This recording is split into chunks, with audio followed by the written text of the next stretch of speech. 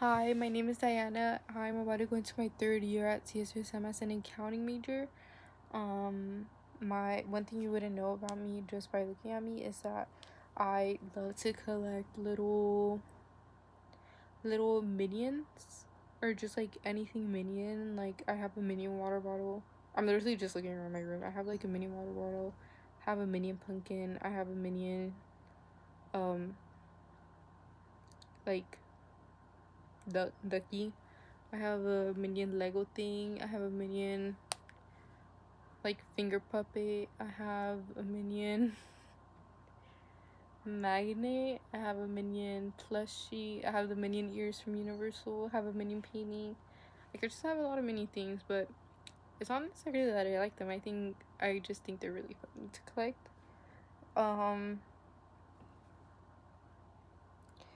I'm interested in this class because, to answer the next question, I've never seen a play. I really want to expand my knowledge and the type of media that I consume to media that is like more meaningful and that has I just want to find out watch media that has contributed something that like Shakespeare has literally shaped so much of the media that we consume now. It's referenced so much today, and I think it was in my EP lit class in high school.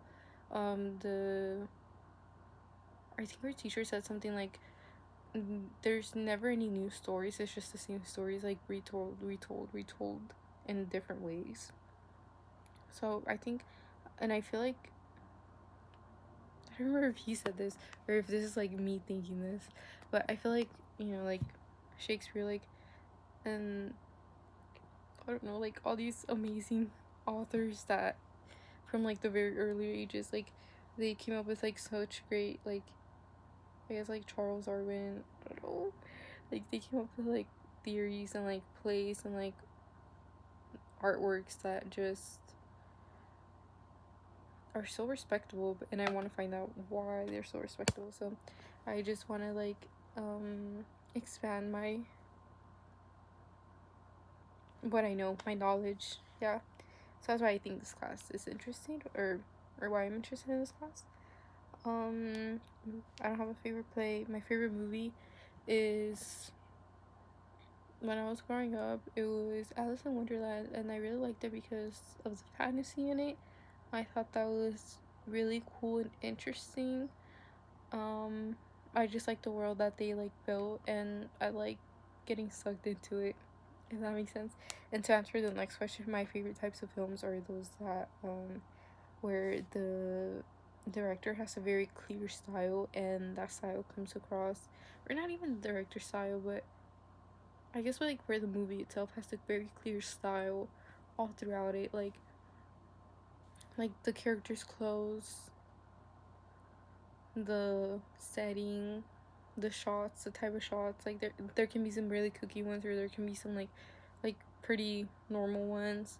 The music, the sound effects, the actual dialogue, the story, like all of these things, like the props, the color scheme, the overlays, the filters, like the edits. I don't know, like I like seeing how I like movies that kind of like really employ all of these little details and aspects of a movie to create a really wonderful world that like basically like draws the audience in and like sucks them into like a whole different world. Like, and I'm talking about movies like Kill Bill. Think of like Kill Bill, Harry Potter, The Hunger Games, like Alice in Wonderland, Wicked, um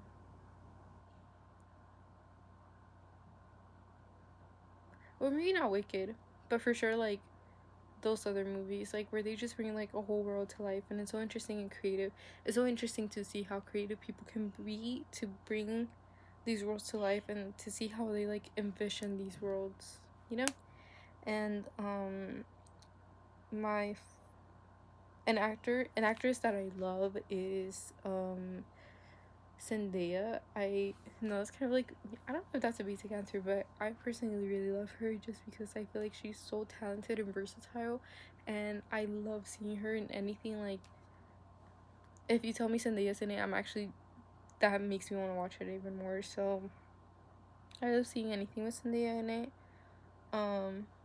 I just love how talented and versatile she is. Like, she can make you cry, she can make you laugh, she can make you like, just, I don't know, there's so much she can do. She's wonderful. She can do it all. A movie character that I relate to a lot is probably, I really relate to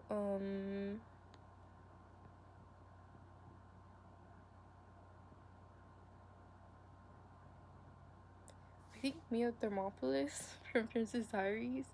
I just love how, well, not that I love, but I relate to how clumsy she is. I relate to like all those little mistakes that she made, and to that feeling of not being like perfect. Cause like, you obviously want to be perfect. Like, I feel like anybody, like, you want to be like, you want to do things right, you want to do good, you want to be not necessarily perfect, but yeah, you want to be good. And I feel like I can relate to that feeling of like wanting to do everything right, wanting to make people proud, wanting to like not be clumsy and not make like all these dumb mistakes. So I can relate to her in that aspect. I also really love those movies. They're like comfort movies to me.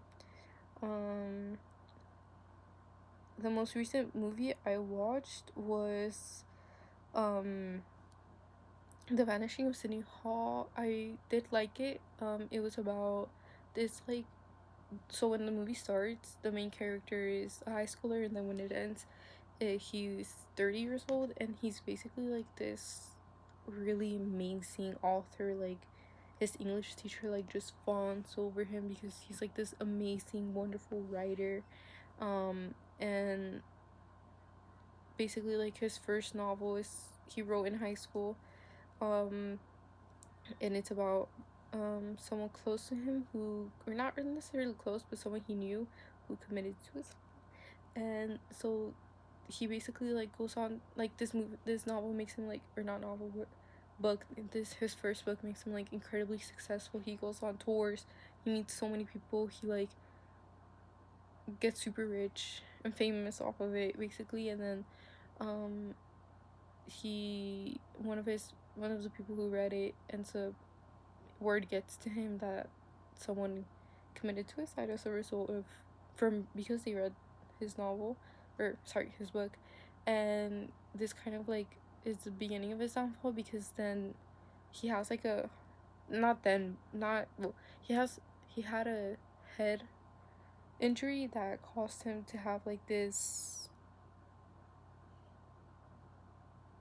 illness kind of, I guess, that, where he just kind of starts to hallucinate and see like people who he wronged in life, or who he feels like he wronged in life. He starts to see these people, and they're like literally haunting him. Like, he sees like hallucinations of these people. I won't spoil it for you, and I won't tell you who these people are, but think of like this kid that committed suicide because he read his book, and the kid who he wrote the book about who committed suicide. Like, he sees he sees like other people, and it kind of like, they that's those are their his downfall. Like, he goes on to, like, he literally disappears off of the face of the earth, the Vanishing of City Hall, and he literally disappears. No one hears about him until someone finds him. I won't spoil it and tell you who, but someone finds him.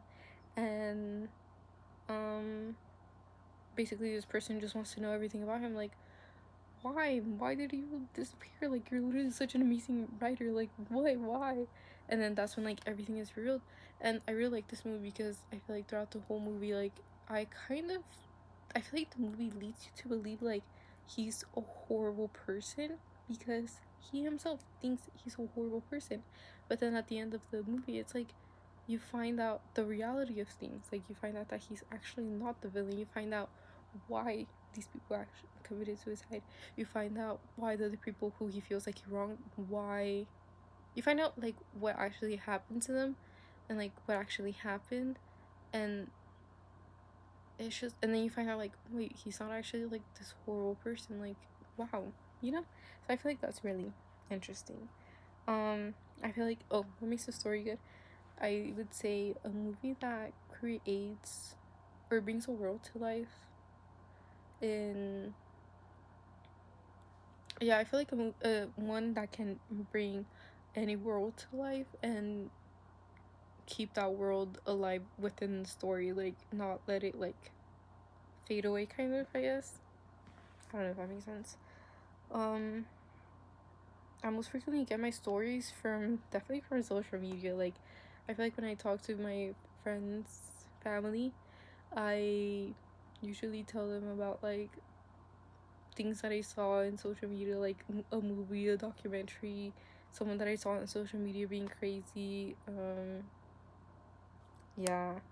That's as specific as I can be, sorry.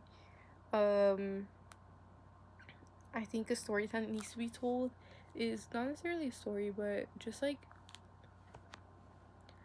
I feel like something that definitely needs to be told is kind of how the vanishing of Sydney Hall is. I feel like there should be something, a story where it's kind of like from the perspective of like the opposition, because I feel like there's so many like there's like religion against human rights, there's Republicans against Democrats, there's lower class between the and the upper class. There's like so many like rivalries nowadays, which I guess rightfully so.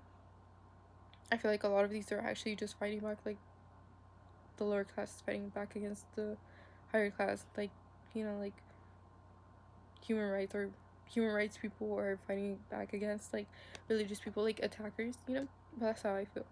But I feel like there's so many rivalries nowadays, and there's a lot of people who are like, who I feel like have forgotten like they that difference in opinions is like very, I feel like, normal.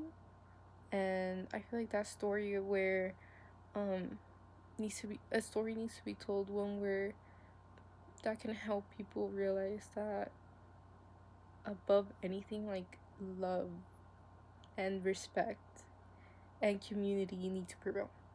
And like things such as these shouldn't be like a cause for violence, for hatred, for disrespect. Like, no, like people need to hear a story that is rooted in, I don't know if that even makes sense, but I think I'm just gonna stop talking because now I'm gonna ramble. But yeah, thank you for watching. I hope you have a really great day. Bye.